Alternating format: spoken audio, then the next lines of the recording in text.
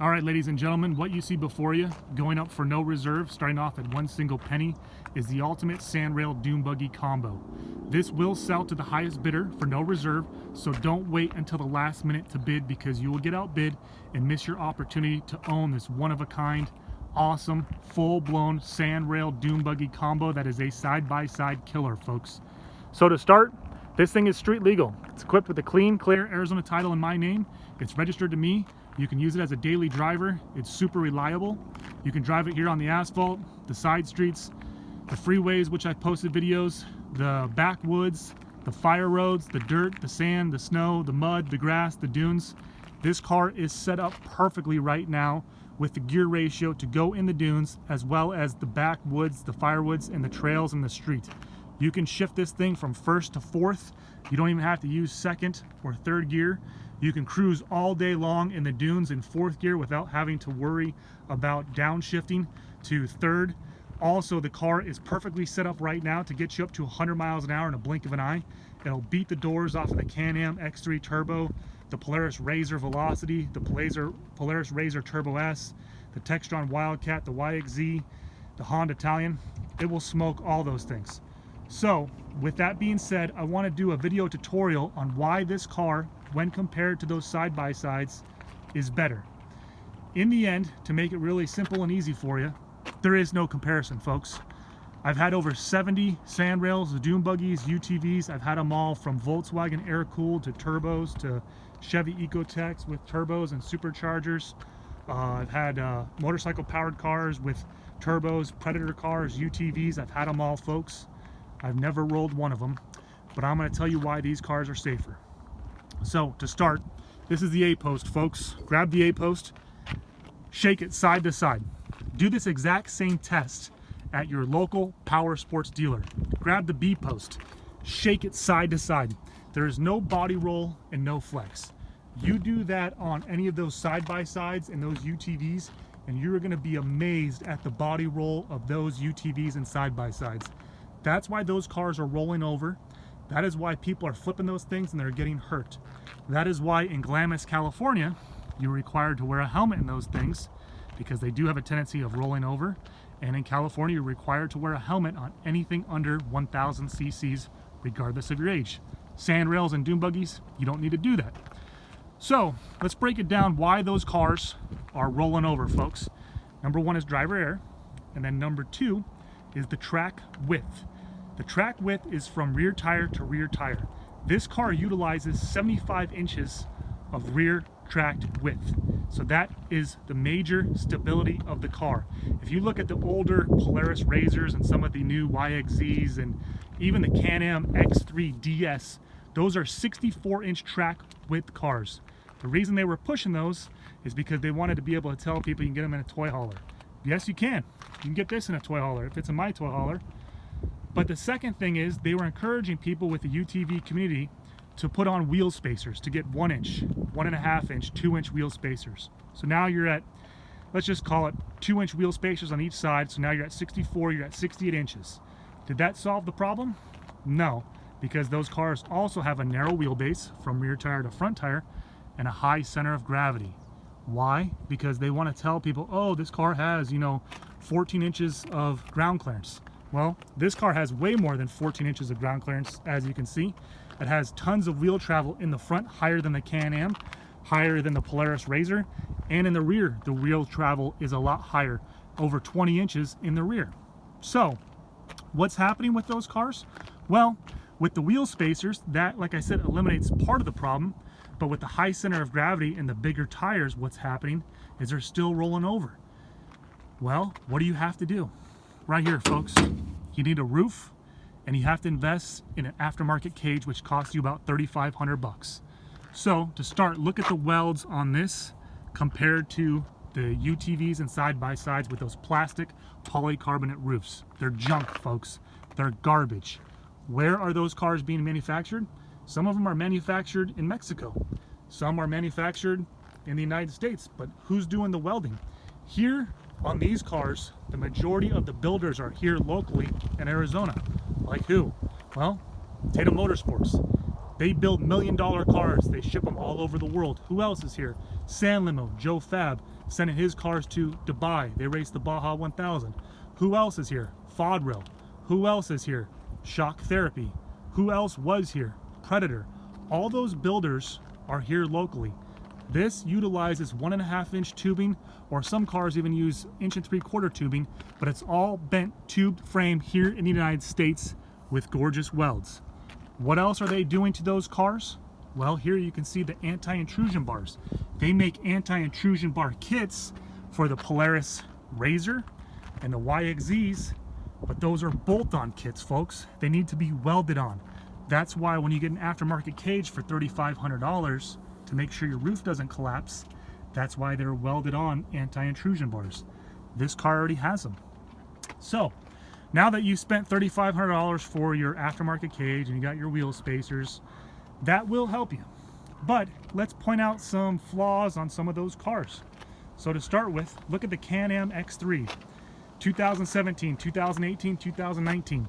That is a single shear A-arm tab front car, front suspension with the shocks and the Fox shocks on the Can-Am X3s.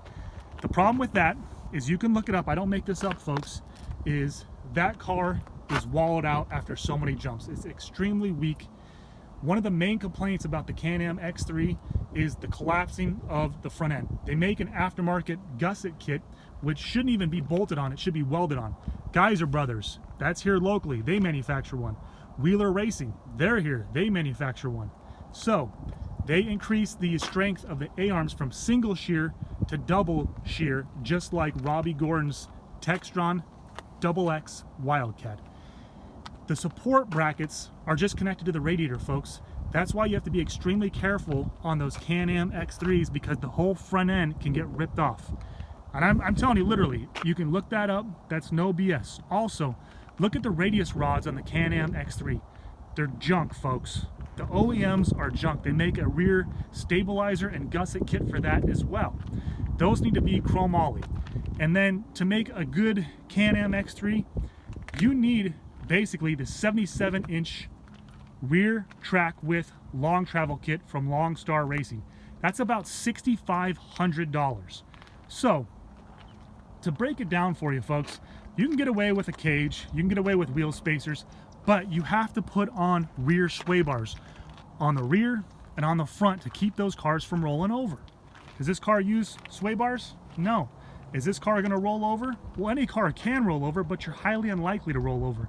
In the event that you do, you're going to walk away from this because you have the anti-intrusion bars. You have the lower center of gravity, folks. This car is completely built. Another thing to think about, recalls. No BS, you can look this up. Polaris just settled a fine that they had to pay out in August of 2018 for $27.5 million for fire-related and safety recalls on those Polaris UTVs. I think a 15-year-old kid burned to death because those RZR turbos, you can look those up in Glamis, were catching fire. They're notorious for catching fire. Also on the YXZs, those have the clutch problems. People are going through water and blowing the clutches. That's why they decided to put the Recluse RPM lower gear ratio in those YXZs to drop the RPM so you can actually start crawling on those things, because you start going through water, you're blowing up the clutches. Also, something to think about, folks, reliability. This isn't powered by a little Volkswagen motor or a Polaris RZR or a Can-Am.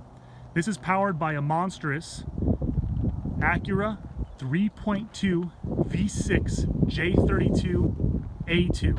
This is the Type S model with 267 horsepower, red lines right around 6,700 RPM, and gets to 100 miles an hour within the blink of an eye, folks. This is the bad boy that you want. Everything on this car is readily available, and this is the J32 A2, as you can see right there, folks. So, ask yourself this for reliability. This is an Acura or Honda. These things last, 250, 300,000 miles on Hondas. This is just basically a car motor, folks.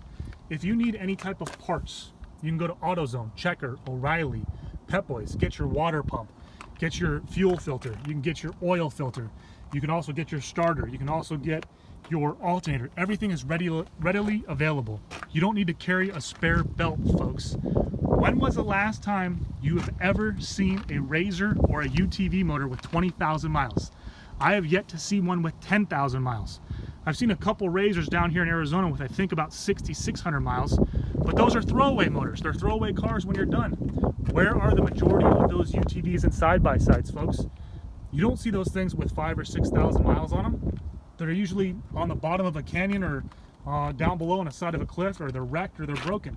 You can pick up this motor right here for $500 from a junkyard, $750 with an ECU from eBay all day long.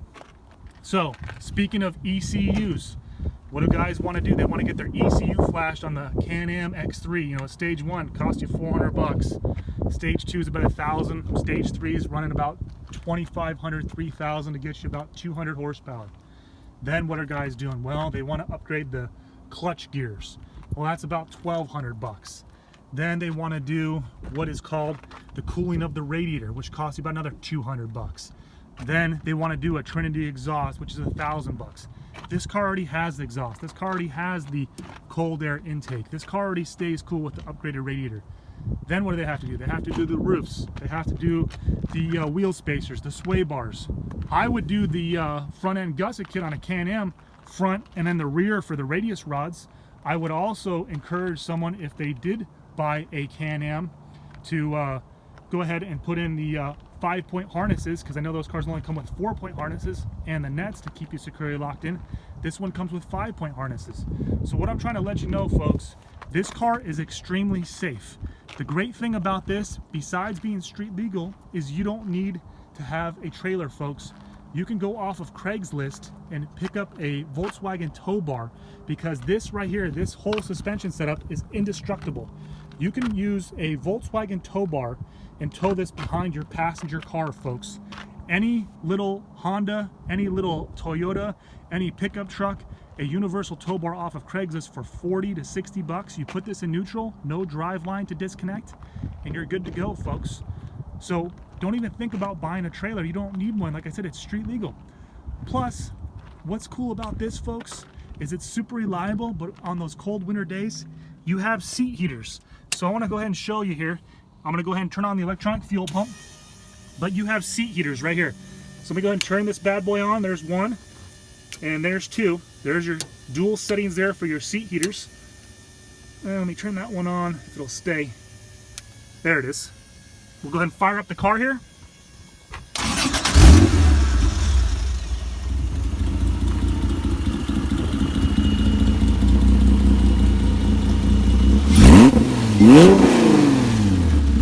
You got your tail lights, your dash lights, your seat heaters. I'll go ahead and turn on the driving lights and the off-road light bar, your rear view mirror. Plus, I'll turn on the under the car lights, and then your killer stereo right here with your Bluetooth, your Kenwood. You can put in your iPad, your iPod, all sorts of stuff. Won't you take me away?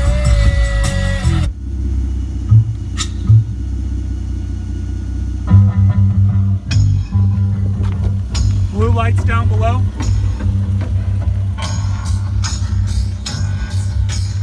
Killer stereo. You can hear this when you're driving in the dunes.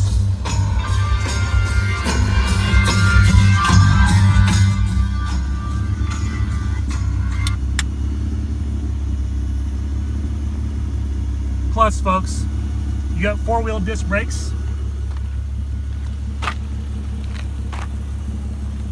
Suspension's completely dialed in.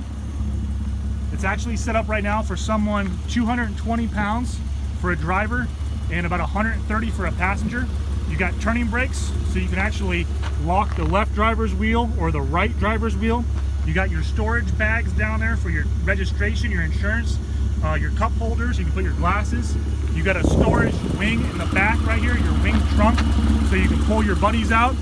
And like I said, folks, I have a ton of extra stuff which I will sell. I got fog rail King Kong spindles, which will lift the car up even higher. For 600 bucks, I'll give you everything that I have: the goggles, the flag, the spindles, the actuators for the power for the light bar if you want. So it's a no reserve auction. You don't have to worry about recalls or fires, folks. And it's street legal. Thank you and good luck on this bad boy.